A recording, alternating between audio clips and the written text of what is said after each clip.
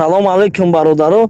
Чӣ хеле ки шумо ҳама каса хоҳиш кардем ки ма инам хеле ғарибора, инам хеле бачаакора, инам кӯдакакора дастгирӣ кунам. Мақсад ина комментариётон мара ҳамин комментариҳои шумо маҷбур кард ки ман бирам талабшора биёвам, бирам хонашон. Ана мақсад ман ина рафтам, чӣ хеле ки шумо сухан кардем, талабшора ёфтам. Мақсад бародарое буданд ки дасти кӯмакшон расид. Ина мо ба ёрдами бародарое ки ҳозир дар айни ҳол дар ғарибӣ